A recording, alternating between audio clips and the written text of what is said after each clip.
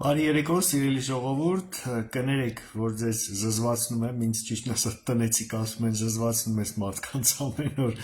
եթեր ես դուրս գալիս, բայց կարծում եմ այս ամեն ինչը իրոք շատ կարևոր է եւ այս վերջի օրերի այս սրընթաց զարգացումները իրոք պայմանավորելու են հետագա ընթացքը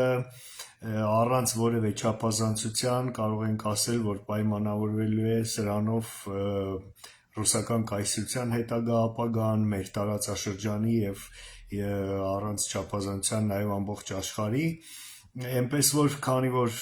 իրոք ամեն ինչ զարգանում է սրընթաց եւ կայծակնային արագությամբ այսօր եւս որոշեցի ձեզ տեղեկացնել վերջի 2 օրերին տեղի ունեցած իրադարձությունների մասին եւ այսպես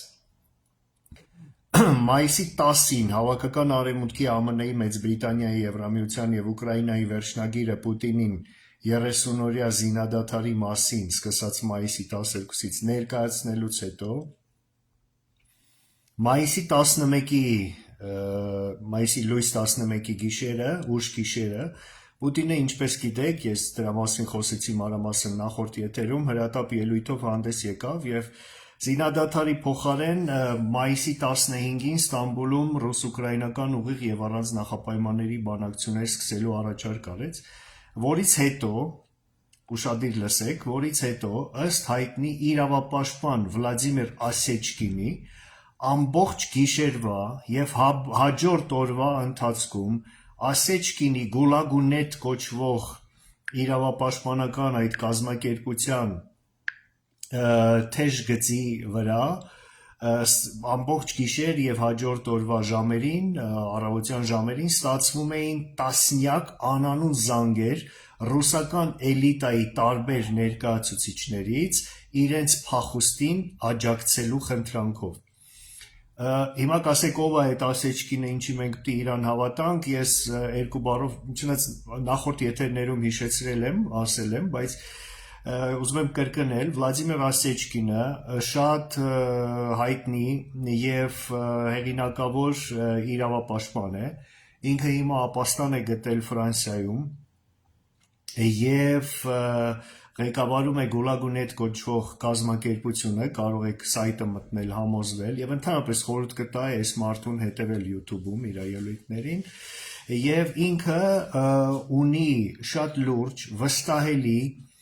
աղբյուրներ Ռուսաստանի ուժային կառույցների ներսում, այսինքն Պաշտպանության նախարարություն, Գլխավոր շտաբ, ԳՌՈ, ՖՍԲ, ՖՍՕ, Ռոսգվարդիա, ՄՎԴ, ՖՍԻՆ, Ֆեդերальная служба исполнения наказаний եւ այլն եւ Ասեչկինի գործունեության շնորհիվ շատ ուժայիններ եւ ոչ միայն ուժայիններ կարողացել են լքել Ռուսաստանը, Ասեչկին օգնել է նրանց դա անել, իրենց հետ բերել են կարևոր փաստաթղթեր, ֆլեշկաներով թվային տեղեկություններ, Պուտինյան ռեժիմի գործած եւ գործվելիք հանցագործությունների մասին, որոնք հիմք են հանդիսանում ուրեմն Հագայի դատարան կամ տրիբունալ կազմակերպելու համար եւ Ասեչկինի կողմից կատարվող հետաքննությունները շատ են օգնում միջազգային հանրությանը փաստահավաք առաքելության առումով եւ կրկնեմ Ասեչկինը ասեց, որ Պուտինի մայիսի 11-ի գիշերվա այդ ելույթից հետո ըստ Ասեչկինի ինքը ասեց ինչ որ շատ լուրջ բան տեղի ունեցավ, какой-то надлом ինքը ասեց произошел եւ ասեց ես հիմա չեմ կարող հաստատ ասել թե դա ինչ էր նշանակում, բայց ասեց մեր կազմակերպության թեժ գծին տասնյակ զանգեր ստացանք ամբողջ գիշերվա եւ առավոտվա ժամերի ընթացքում ռուսական էլիտայի տասնյակ ներկայացուցիչների կողմից, որոնք ասեցին, որ ցանկանում են լքել Ռուսաստանը, լքել Պուտինի խորտակվող նավը եւ Ասեչկինը ասեց, որ նման իրավիճակ եղել է 22 թվականի աշնանը, երբ ռուսները խուճապահար փախնում էին Խերսոնի եւ Խարկովի ճակատներում։ Ուրեմն 3 մայիսի 11-ին ԱՄՆ նախագահ Դոնալդ Թրամփը հորդորեց Ուկրաինային ընդունել Պուտինի առաջարկը, իր սոցիալական կայքում ինքը գրառում արեց, ասելով, որ Պուտինը զինադադար մայիսի 12-ին զինադադար չի ցանկանում, բայց ինքը առաջարկում է Ստամբուլի հանդիպում մայիսի 15-ին, Պուտինին մի թեթև այսպես մեղադրեց, որ ինքը հիմա խիստ զբաղված է այդ հաղթանակի տոնը նշելով եւ ասեց, որ ես կարծում եմ, որ Ուկրաինան անպայման պիտի ընդունի Պուտինի առաջարկը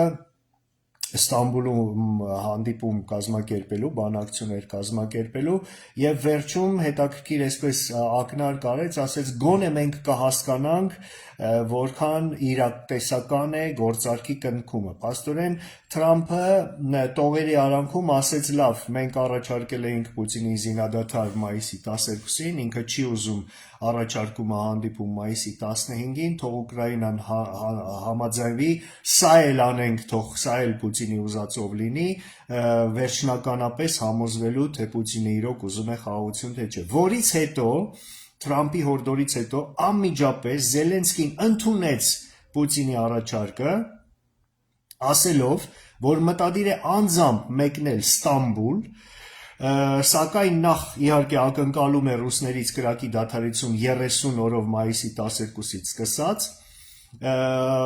ապա նաև առաջարկեց Պուտինին անձամբ գալ հանդիպում եւ հանդիպել Զելենսկու հետ մայիսի 15-ի Ստամբուլում։ Սա շատ ուժեղ դիվանագիտական քայլ էր եւ բոլոր վերլուծաբանները, քաղաքագետները ասեցին, որ Պուտինի կողմից նետած գնդակը ուրեմն Զելենսկին հետ ուղարկեց ռուսների խաղադաշտ եւ շատ ուժեղ պատասխան քայլ արեց, նախաձեռնությունը նորից անցավ Ուկրաինայի կողմը եւ հիմա ամբողջ աշխարհը սպասում է Պուտինի պատասխանին։ Այսօր մայիսի 12-ին Չինաստանի արտգործնախարարի խոսնակ Լին Ցյանը հայտարարեց, որ Չինաստանը սատարում է 30-օրյա զինադադարի առաջարկին։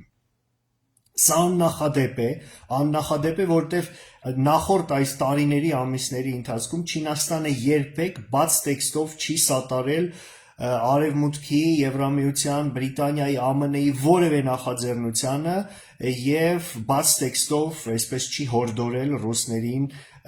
կնքել զինադադար։ Ես կարծում եմ, որ սա շատ մեծ հարված է Պուտինին, որովհետեւ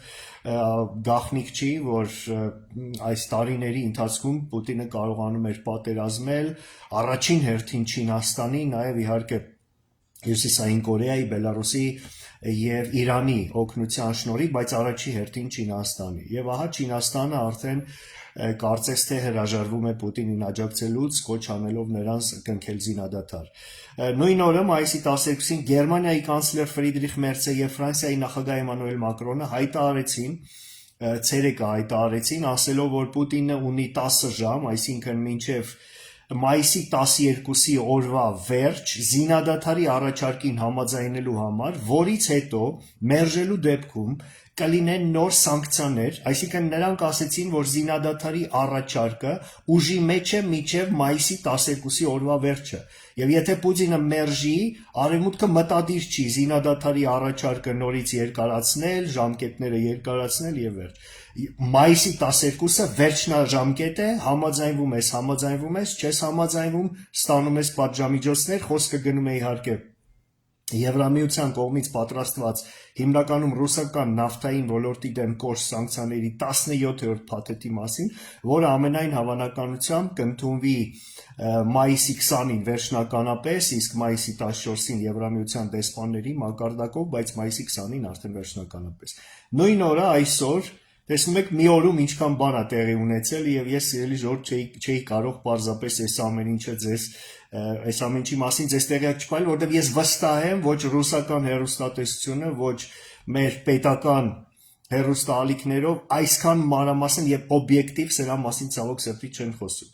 Եվ այսպես, նույն օրը մայիսի 12-ին ԱՄՆ պետքարտուղար Մարկո Ռուբիոն ասում է, որ ԱՄՆ-ի համար միանշանակ առաջնահերթություն է զինադադարի հարցը։ Փաստորեն ԱՄՆ-ը ասում է, որ մենք շարունակում ենք մնալ այն մտքին, որ սկզբից պիտի լինի զինադադար, հետո նոր բանակցություններ, այլ ոչ թե բանակցություններ, հետո միգուցե զինադադար, ինչպես դա ասում է Վլադիմիր Պուտինը։ Նույն օրը այսօր, մայիսի 12-ին, արդեն ինքը նախագահ Թրամփը, անձամբ ԱՄՆ նախագահ Թրամփը արեց հետևյալ շատ կարևոր հայտարարությունը։ Առաջինը նա ասեց, որ սատարում է զինադադարի առաջարկը եւ պատրաստ է վերահաստատեց, որ ԱՄՆ պատրաստ է իր հերթին սանկցիաներ մտցնել Ռուսաստանի դեմ, եթե Ռուսաստանը մերժի զինադադարի առաջարկը, խոսքը գնում է Լինցի Գրեմի հայտնի օրենքի մասին, նավթային էմբարգո։ Նաև նախագահ Թրամփը ասեց, որ նա շատ է կարևորում Ստամբուլի հանդիպումը, որին ինքը անձամբ պնդում էր եւ հույս ունի, որ երկու ղեկավարները ներկա կլինեն Ստամբուլում եւ հույս ունի, որ այնտեղ շատ լավ բաներ կարող են տեղի ունենալ։ Փաստորեն նախագահ Թրամփը հորդորեց Պուտինին մեկնել Ստամբուլ։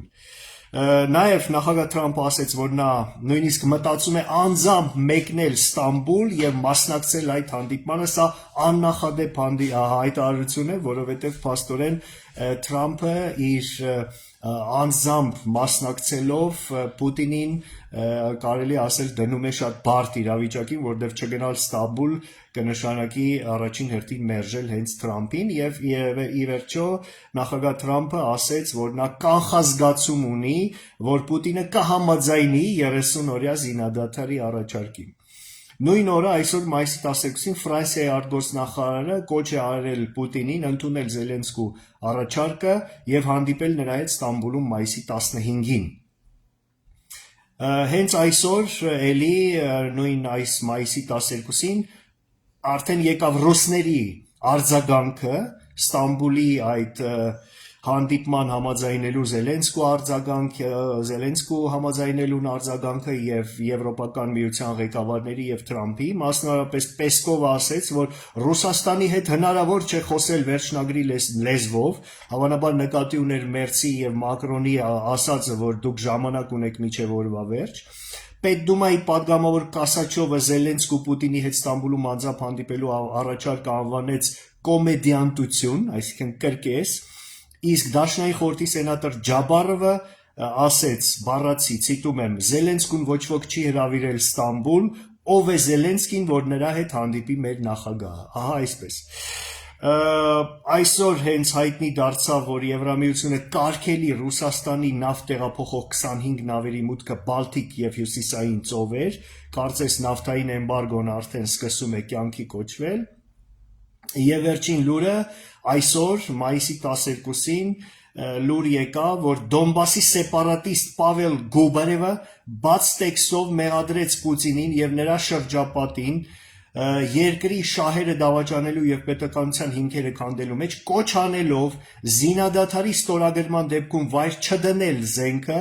այլ կազմակերպել զինված պայքար երկրի դավաճան ռեժիմի դեմ, ասելով կհանձնենք զենքը, կհանձնենք մեր երկիրը, սդադիմ оружие, սդադիմ страну, կրկնեմ, սա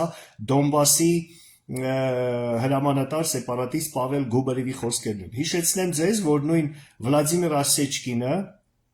մի քանի օր առաջ ասել էր, որ Ռուսաստանի ուժայինների ներսում եղած իր վստահելի աղբյուրները, որոնք ի դեպ 23 թվականի սկզբին Պրիգոժինի արշավից դեռևս 6 ամիս առաջ կանխատեսել էին այդ արշավը, հիմա հայտնել են Ասեչկինին, որ Ռուսաստանում Պրիգոժինի օրինակով նոր արշավի իրական վտանգ կա մոտակա 4-5 ամիսների ընթացքում։ Սիրելի ժողովուրդ, այս 4 փաստերի վերլուծության հիման վրա ես անում եմ հետևյալ եզրակացությունը։ Պուտինին դեմ են տվել պատին, դնելով անելանելի վիճակի մեջ, քանի որ մերժել Ստամբուլ գնալու առաջարկը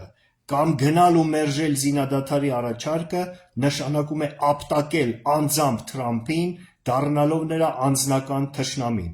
Իսկ գնալ Ստամբուլ ու ստորագրել զինադադարը նշանակում է վտանգել սեփական իշխանությունը, քանի որ